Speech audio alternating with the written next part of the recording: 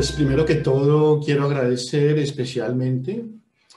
a la Sociedad de Medicina Integrativa de Portugal, a su directora, la doctora Ana Moreira, por esta invitación al lado de pues tan insignes expositores. Me siento muy honrado. El tema que vamos a desarrollar hoy es la geometría sagrada y la terapéutica. Dentro de la medicina integrativa, que cada vez se abre más espacio en el mundo para los desequilibrios de la salud del hombre actual y se posiciona como una herramienta terapéutica eficaz, está el camino, está el capítulo, perdón, de lo que es la medicina vibracional, que ha sido llamado la medicina vibracional. Dentro de la medicina vibracional tenemos como grandes expositores la homeopatía, la cromoterapia, la magnetoterapia, la sonoterapia, la auriculomedicina, el aporte fundamental del doctor Paul Noguier, las esencias florales, y dentro de ese capítulo nosotros hemos introducido la terapéutica y la geometría sagrada, que pretende introducir el paradigma cuántico dentro del terreno de la medicina y pretende aportar una visión holística. Entonces, la geometría sagrada y la terapéutica, la propuesta de una terapia integral sería una terapia que tuviera el sonido, la luz, el color y la forma. Dentro de la forma tenemos lo que son el uso de la herramienta del arquetipo geométrico.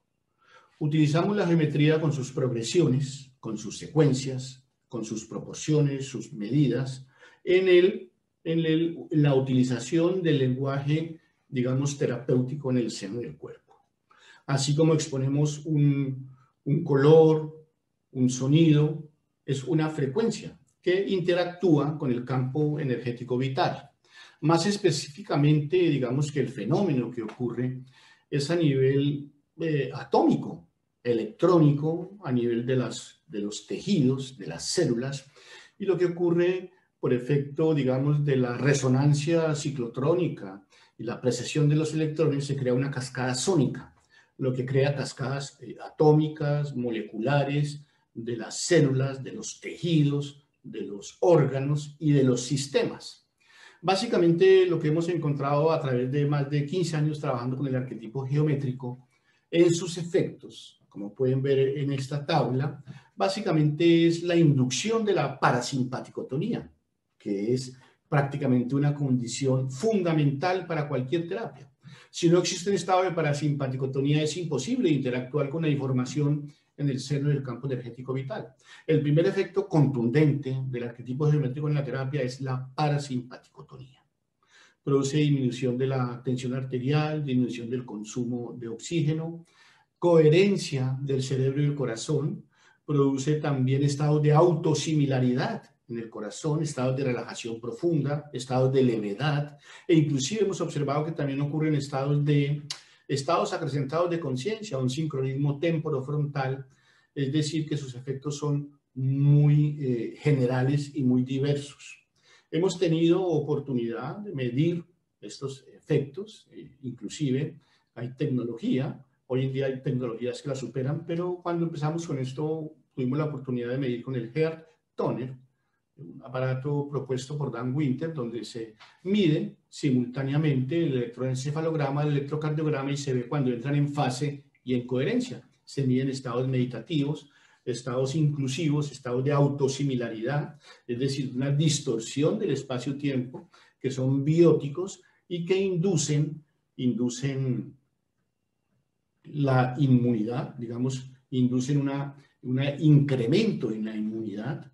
y básicamente lo que se produce es como he dicho, una disminución del consumo de oxígeno, disminución de la tensión arterial, disminución de la frecuencia cardíaca, estados muy evidentes de parasimpaticotonía, y de esa manera empezamos a interactuar, digamos, electrofisiológicamente, electromagnéticamente con el campo energético vital.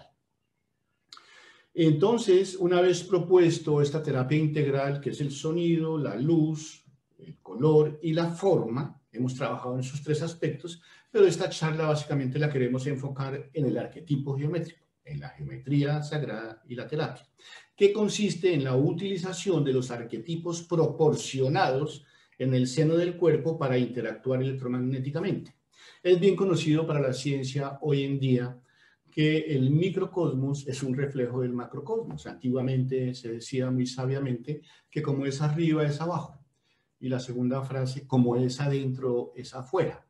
Es decir, que el diseño microcósmico corresponde exactamente con el diseño macrocósmico, como podemos ver en estas imágenes, y podemos ver cómo inclusive los trabajos de Kepler desde hace mucho tiempo coincidían con la realidad hoy en día con todos los avances de la ciencia y las ondas espaciales que hay. Sabemos que la mayoría de planetas siguen y de planetas tienen la geometría de lo que son el hexágono y el pentágono, que no es otra cosa que la geometría del ADN. También hay estudios microscópicos donde podemos ver la constitución del DNA, vemos el arquetipo geométrico, como en estos trabajos, por ejemplo, de Dan Winter, y aquí también podemos observar una imagen de microscopía electrónica láser, es decir, microscopía en movimiento, donde vemos como el DNA es un pentágono rotado que crea una estrella de 10 puntas, lo que nos hace pensar, y como confirman en la ciencia, que el DNA tiene 10 fibras. Inclusive, sacando líneas de esta figura, que es este pentágono rotado, se pueden calcular todos los solsticios y los equinoccios de la Tierra, se pueden calcular todos los tránsitos planetarios e inclusive se pueden calcular los tránsitos planetarios entre un planeta y otro, según los trabajos de Jean Martiniou. Es decir, que hoy en día con los adelantos de la ciencia podemos ver una relación en el diseño, en el proyecto de la construcción del mundo microcósmico y macrocósmico. Y el hombre, la humanidad, en ese mesocosmos es un reflejo de todos esos diseños y esa arquitectura. Si observamos el universo molecular, observamos la distribución geométrica en todos los ámbitos clarísimamente, de los aminoácidos, los ácidos grasos, las vitaminas, los oligoelementos, los carbohidratos, en fin, en toda la fisiología. De hecho, la tabla periódica con sus constituyentes básicos en el ser humano, como el carbono, el hidrógeno, el oxígeno, el nitrógeno, el fósforo,